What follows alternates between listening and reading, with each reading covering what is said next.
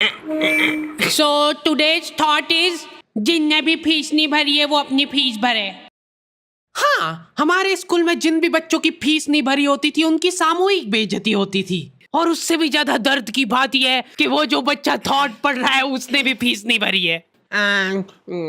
School वालों ने intentionally उसको वो थॉट दिया था ताकि उसकी अंतरात्मा भी बेइज्जत फील करे। उस दिन हम सब बच्चों को असेंबली में 2 घंटे तक खड़ा रखा था क्योंकि हमारी प्रिंसिपल मैडम ने दिन रात मेहनत करके कोई सा तो नारी शक्ति का अवार्ड खरीद लिया था।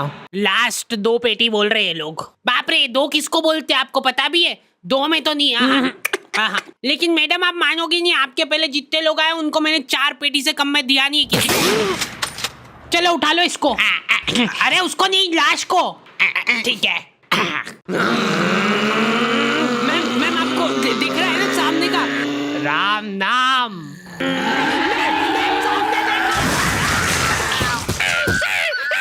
उस दिन हमारे स्कूल में अवार्ड के सेलिब्रेशन के लिए अलग तैयारियां चल रही थी। तो और मतलब पढ़ाई लिखाई कैसी चल रही है अपने फिर? हैं कुछ हेल्प वगैरह लगेगी क्या? अरे मैम का स्केच। हाँ, हार्डी को बोला तो था। मैं स्कूल में स्केचेस का धंधा करता था, 100 रुपए प्रति स्केच और लड़कियों का फ्री में। मैंने एक बार चमेली का स्केच बनाया था। उसने बनाने का बोला नहीं था, मैं खुद से बना के ले गया था। वो देख के वो एकदम इम्प्रेस हो गई और उसने जाके अपने बंदे को दिखा दिया। ये देखो हार्डी ने बनाया, कितना अच्छा बनाया यार, हूबहू लग रही हूँ मैं एकदम। उसका बंदा राजेश और उसके साथ 2-4 लौंडे लपाड़े और। बहुत स्केच बनाना आ रहे थे को आजकल, हमारा भी बना दे कभी। अरे भाई पर हुआ क्या?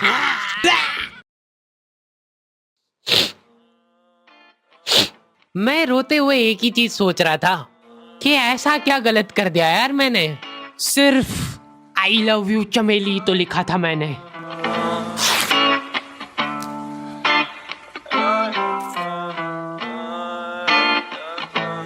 नाम तेरा है ही क्या मुझको तो खबर नहीं, गलतियां ये सारी उन रातों की है। जिंदगी तो चल रही मैं मगर थमा हुआ, शायरी ये सारी मेरी बातों की है। नाम तेरा है ही क्या मुझको तो खबर नहीं, गलतियां ये सारी उन रातों की है। जिंदगी तो चल रही मैं मगर थमा हुआ, शायरी ये सारी मेरी बातों की है।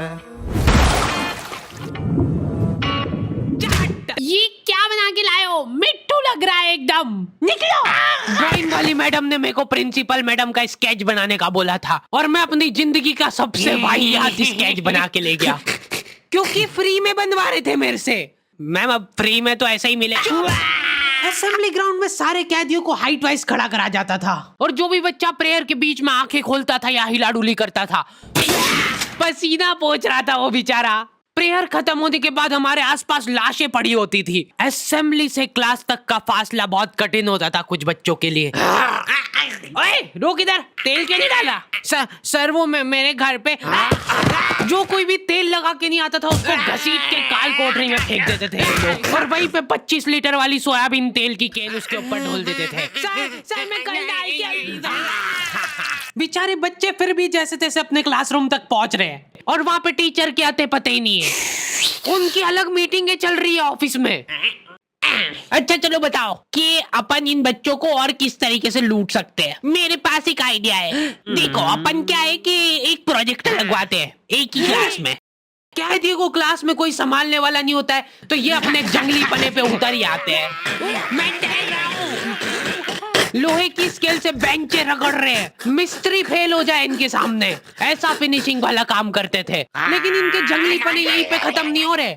2 लौंडे उठे और उन्होंने उनकी बेंच उठा के खिड़की से बाहर फेंक दी। अब उनको देख के बाकी बच्चे भी क्लास का सारा सामान उठा के खिड़की से बाहर फेंक रहे। और क्यों कर रहे हैं ये सब वो इनको खुद को नहीं पता है। मैम शायद बाहर छोड़ो, इधर ध्यान दो ना आप। तो अपन ये जो प्रोजेक्टर लगवाएंगे इसको अपन नाम देंगे स्मार्ट क्लास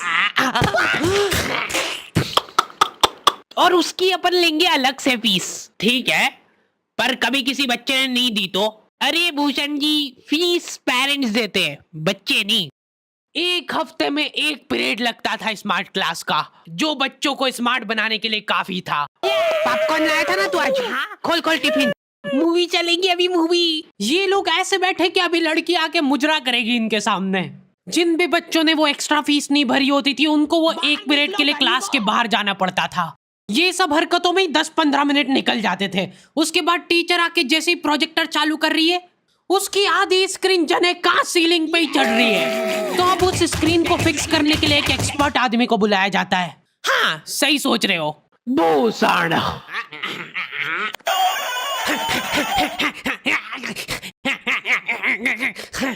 जो बेंच पे चढ़ के उस स्क्रीन को सेट करता है। यस। और जैसे ही प्रोजेक्टर चालू होता था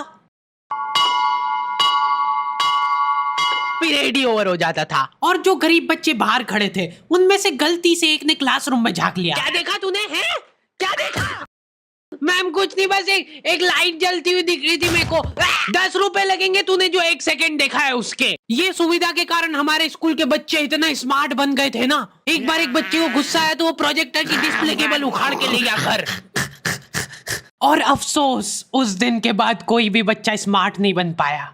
मैम जल्दी चलो, ऊपर एक केस हो गया। हमारे स्कूल में आए दिन कुछ न कुछ केस होते रहते थे, लेकिन ये केस थोड़ा पेचीदा था। हमारी क्लास के किसी बच्चे ने लव लेटर लिखा था चमेली को और वो लग गया टीचर के हाथ। तो ये अब केस बन चुका है पूरे स्कूल का। सारे टीचर लोग अपने काम धाम छोड़ के उस मुजरिम को पकड़ने में लग गए। जो टीचर लीव लेके छुट्टी मनाने गए थे वो आधे रास्ते से पलट के आ गए थे। ये सर आ गए। बेटा सही सही बता दो किसने लिखा है। अब ये 10-15 टीचर लोग आपस में डिस्कशन कर रहे हैं। सर आपने लिखा है तो बता दो, अपन बात दबा देंगे। फिर इन्होंने एक और एक्सपर्ट टीचर को बुलाया। बेटा सुन लो, मैं शक्ल देख के बता देती हूँ एक बार में कि कौन है मुजरिम।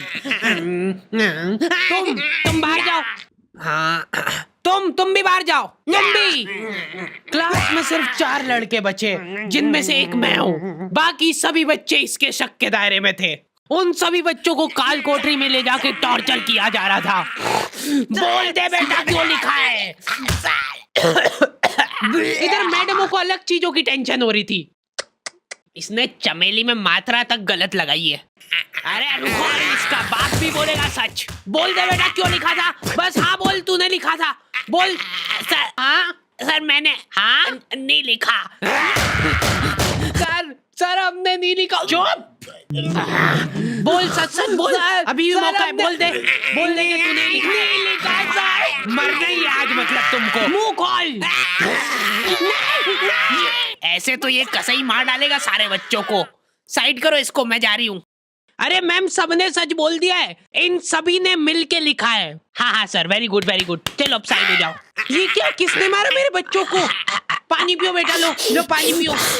लेकिन उसके पहले मेरे को बताओ कि तुम में से किसी ने लिखा है या नहीं। इधर इनकी क्लास में अलग इन्वेस्टिगेशन चल रही थी। बेटा देखो, अगर तुमको आपस में भी किसी पे शक हो तो तुम लोग बता सकते हो खुल के, किसी से डरने की कोई जरूरत नहीं है। इतने में राजेश उठ के बोल रहा है, मैम मेरे को हार्डी पे शक है।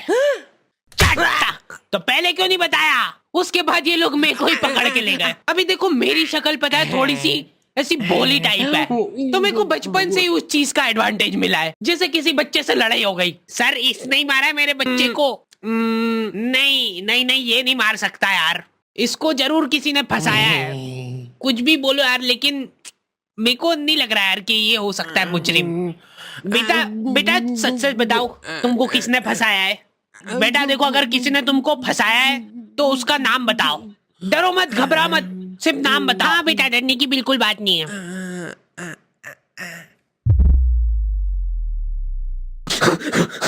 राजेश कौन है?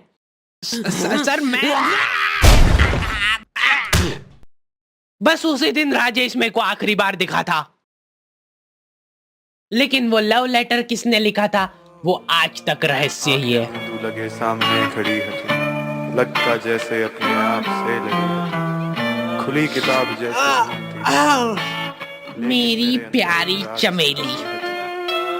नाम तेरा है क्या मुझको तो खबर नहीं, गलतियां ये सारी। ओके, तो दी एंड हो चुका है। और आई नो वीडियो बहुत लेट है, क्योंकि हमारे पास काम करने वाले लड़के लड़कियों की कमी है, इसलिए वी आर हायरिंग। तो अगर तुम में से कोई भी इंटरेस्टेड है और हमारे काम में कहीं भी कंट्रीब्यूट कर सकता है तो तुम अप्लाई कर सकते हो। सारी डिटेल्स तुम लोगों को डिस्क्रिप्शन वगैरह में मिल जाएगी। और प्लीज कोई भी ऐसे मेल्स मत भेजना जिसको पढ़ के हमारा वीडियो बनाने से मन ही उड़ जाए। मिलते हैं नेक्स्ट वीडियो में। नाम के तेरे मुझको तो खबर नहीं, मैं देखता ही जा रहा हूँ। मुझको तो सबर नहीं, कबर में ही लेके जा रहा सारी बातें तेरी। बादल रहते चुप, अब वो रहे बरस नहीं, तरसते मेरे ख्वाब।